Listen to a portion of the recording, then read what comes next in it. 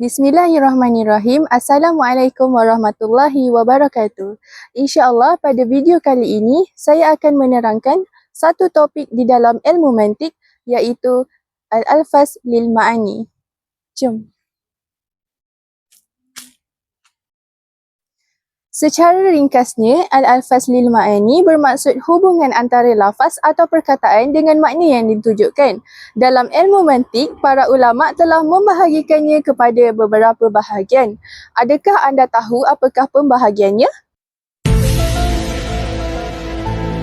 Kalau anda semua nak tahu, teruskan menonton video ini.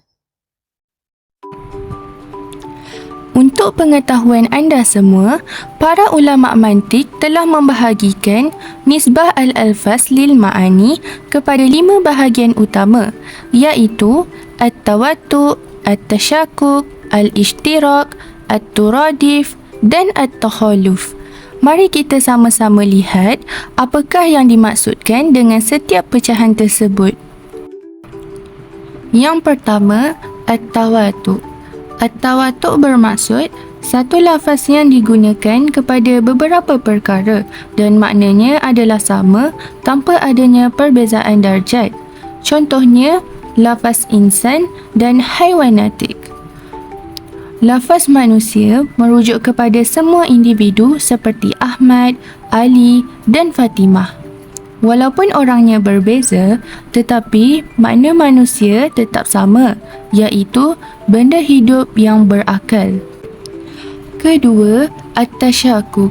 At-tasyakkuk pula ialah lafaz yang sama dari segi perkataan dan makna, tetapi berbeza antara individu dari sudut kuat atau lemah dan darjatnya. Contohnya, cahaya. Cahaya matahari dan cahaya bulan kedua-duanya dipanggil cahaya, tetapi kekuatannya berbeza. Cahaya matahari lebih kuat berbanding cahaya bulan. Yang ketiga, al-ishtirak. Al-ishtirak membawa maksud satu lafaz sama tetapi mempunyai beberapa makna yang berbeza. Contohnya, al-ain. Al-ain boleh dimaksudkan dengan mata dan juga boleh dimaksudkan dengan pengintip. Lafaznya sama tetapi maknanya berbeza mengikut konteks ayat. Yang keempat, at-taradif. At-taradif ialah beberapa lafaz yang berbeza tetapi mempunyai makna yang sama. Contohnya, al-insan dan al-bashar.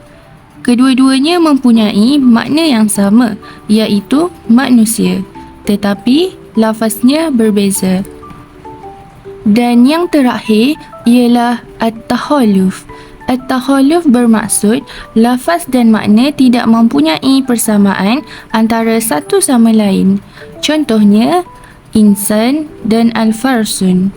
Kedua-duanya mempunyai lafaz dan makna yang berbeza kerana manusia bukan kuda dan kuda juga bukan manusia. Seterusnya, kita beralih pula kepada pembahagian at-takhaluf. At-takhaluf terbahagi kepada 4. Yang pertama ialah al-musawah. Yang kedua, al-umum wal khusus al-mutlaq. Yang ketiga, al-umum wal khusus al-wajhi. Dan yang terakhir ialah al-mubayanah. Yang pertama, al-musawah. Al-musawah bermaksud dua lafaz yang mempunyai kesamaan sepenuhnya dari segi makna, iaitu setiap satu lafaz boleh digunakan pada semua perkara yang sama seperti lafaz yang satu lagi. Dengan kata lain, kedua-duanya saling menggantikan antara satu sama lain tanpa perubahan makna. Contohnya, al-insan dan mutta'ajib. Dalam konteks tertentu penggunaan mantik, di mana kedua-duanya boleh merujuk kepada perkara yang sama dari sudut penerapan makna yang sama. Yang kedua, al-umum wal khusus al-mutlaq. Al-umum wal khusus al-mutlaq bermaksud salah satu lafaz lebih umum daripada yang lain, iaitu satu lafaz merangkumi semua makna lafaz yang satu lagi tetapi bukan sebaliknya. Contohnya, al-mu'din dan al-fiddah. Perak adalah sebahagian daripada bahan galian. Maka setiap perak ialah bahan galian, tetapi bukan semua bahan galian ialah perak. Yang ketiga, al-umum wal khusus al-wajhi. Jenis ini pula bermaksud kedua-dua lafaz mempunyai persamaan pada sebahagian individu, tetapi pada masa yang sama, masing-masing juga mempunyai individu yang tidak berkongsi dengan yang lain. Contohnya, al-haywan dan al-abyad. Tak semua benda hidup itu putih dan tak semua benda putih itu hidup.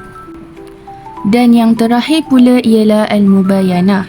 Al-mubayanah bermaksud dua lafaz yang langsung tidak mempunyai persamaan dari segi makna, iaitu tidak ada satu pun individu yang sama antara keduanya. Contohnya, insan dan syajar. Manusia bukan pokok dan pokok juga bukan manusia. Sekian, itu sahaja daripada saya untuk video kali ini. Terima kasih.